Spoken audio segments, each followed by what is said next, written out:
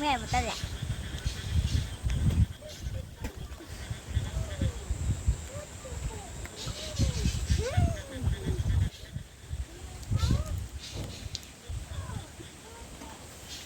দেখেন কি সুন্দর বৃষ্টি ভেজা গ্রামীণ সকাল, কি অপরূপ সৌন্দর্য, তাই না? দেখলেই যেন মন ভরে যায়। কালকে রাত্রে হচ্ছে আমার ছোট যার বাসায় আমরা নতুন বাড়িতে ঘুমাইছিলাম, তো ঘুম থেকে উঠে গেছি আর এদিকে দেখেন সৃষ্টি তো মহা খুশি। গ্রামে আসলে আসলে সবারই ভালো লাগে, ছোট থেকে শুরু করে বড় সবারই ভালো লাগে, আমার কাছেও ভীষণ ভালো লাগে। তবে আজকে একদম ভোরবেলা থেকে বৃষ্টি শুরু হয়েছে, এখনো বৃষ্টি আছে। আমরা যাচ্ছি এখন হচ্ছে পুরাতন বাড়িতে। আমাদের ব্যাগ কাপড় চোপড় সবকিছু যেহেতু পুরান বাড়িতে, ওইখানে যাবো, গিয়ে রেডি হয়ে আজকে চলে যাব বাসায়। যতই ঝড় বৃষ্টি থাক আর যাই থাক না কেন, বাসায় আজকে যাইতেই হবে। তো সেজন্য সকালেই তো আমার ছোট যার ঘরে খাওয়া দাওয়া করে চলে যাচ্ছি।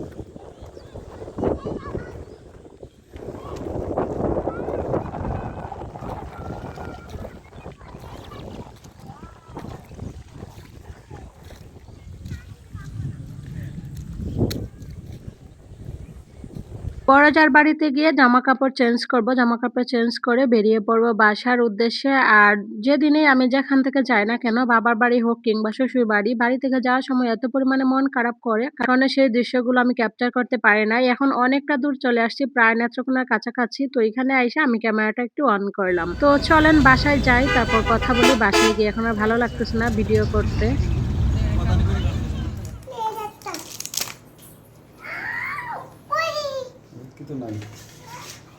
যখনই বাড়ি থেকে আসি তখনই আসার সময় ওর বাবু মানে খাবার কিনে নিয়ে আসে, কারণ আস্তে আস্তে যেহেতু মোটামুটি সন্ধ্যা হয়ে যায়, তখন রান্না বান্না বসাইলে তারপর খাইতে খাইতে একদম রাতই হয়ে যাবে। সেজন্য খাবার দাবার কিনে নিয়ে আসে, তারপর আমরা খাইয়ে নিই। আর তারপর হচ্ছে সেদিনের দৃশ্য আর শেয়ার করি নাই। এরপরে হচ্ছে পরের দিন সকাল। Hello everyone, good morning.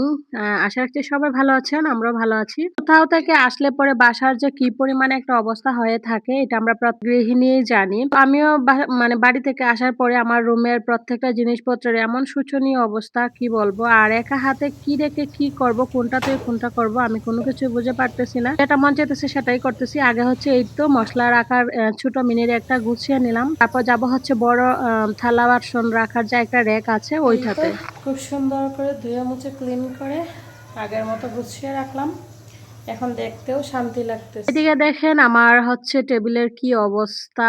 ওর বাবা সকালে বাজার সদাই নিয়ে আসছে, শাকসবজি তার সাথে ডিম, এগুলো টেবিলে রাখছি। যেহেতু আমি সবগুলা র‍্যাক আজকে পরিষ্কার করছি, সেজন্য সব মানে র‍্যাকের যতগুলা জিনিস ছিল সবগুলো আমি এখানে রেখে দিচ্ছি। এদিকে হচ্ছে ওরা যাইতেছে হচ্ছে ছাদে, একটা খাতা ধুয়ে দিছিলাম। তো ওরা দুই বোন আমার ননদের সাথে ছাদে যাইতেছে, আর হচ্ছে আমার ননদকে সাথে নিয়ে আসছি। ও কিছুদিন থাকবে, তারপরে আবার চলে যাবে আরকি। আর এই যে দেখেন ওইদিকে ওরা দুই বোনে এসে এখানে ভিডিও করছে। আমি বলতেও পারি না, এখন এডিট করার সময় দেখলাম যে ওরা ভিডিও করে রাখছে। ক্যামেরাটা করার সময় ক্যামেরা মুছে নাই, যার কারণে একদম ঘোলা দেখা যাচ্ছে। তারপরে ভাবলাম রেখে দেই, স্মৃতি হয়ে থাকবে।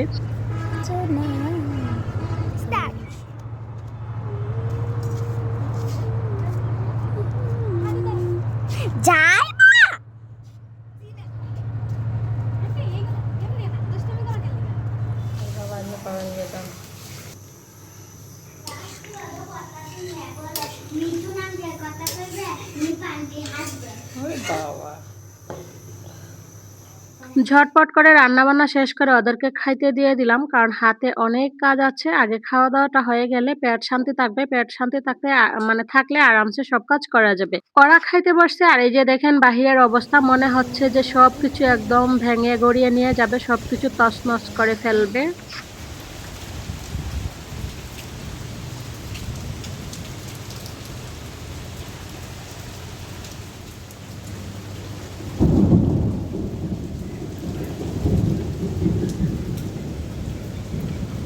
যেই কথা সেই কাজ, দেখলেনই বাহিরে কি পরিমাণে বৃষ্টি শুরু হইছে, প্রচন্ড পরিমাণে একদম বৃষ্টি। তো বৃষ্টি দেখে আসলে কোনো কাজকর্ম করতে মন চায় না, মন চায় শুধু বৃষ্টি দেখি। সেটা করলে তো আর হবে না।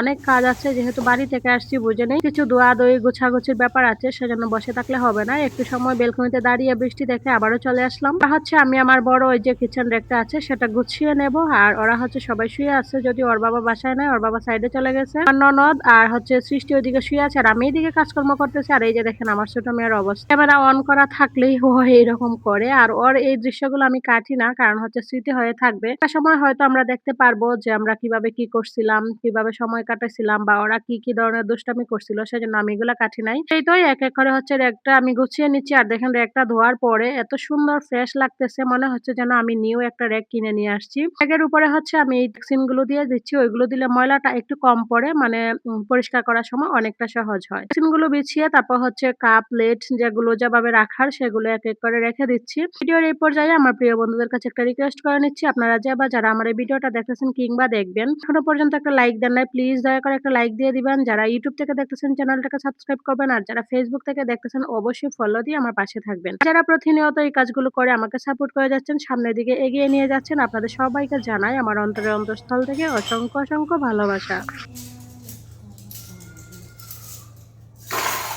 একা হাতে সংসারে প্রত্যেকটা কাজকর্ম ম্যানেজ করা, বাচ্চা-কাচ্চা দেখা, এমনকি তার সাথে ভিডিও করা থাকলে কতটা পরিমাণে যে কষ্ট করতে হয়, সেই জানে যে করে থাকে। তারপরও মনের ভিতর অনেকটা আশা নিয়ে করে যাচ্ছি, একটু কষ্ট করে যাচ্ছি যে হয়তোবা কোনোদিন এখান থেকে নিজের পায়ে দাঁড়াতে পারবো, একটা কিছু করতে পারবো। সেই আশা নিয়ে অনেক কষ্ট করেও ভিডিও করে যাচ্ছি। যাই হোক, মনের অনেক কথাই বলে ফেললাম। এই তো দেখেন সুন্দর করে একটা গুছিয়ে নিলাম। আর গুছানিটা কেমন হয়েছে অবশ্যই কমেন্টস করবেন। আর যদি ভালো লাগে আমার ভিডিওগুলো তাহলে প্লিজ আপনাদের ফ্রেন্ডস এন্ড ফ্যামিলির মধ্যে একটু বেশি করে আমার ভিডিওগুলো শেয়ার দিয়ে দিবেন যাতে আপনাদের পাশাপাশি ওরাও আমার ভিডিওগুলো দেখতে পারে এমনকি আমাকে সাপোর্ট করতে পারে। তো চলেন আজকের মতো বাই বাই।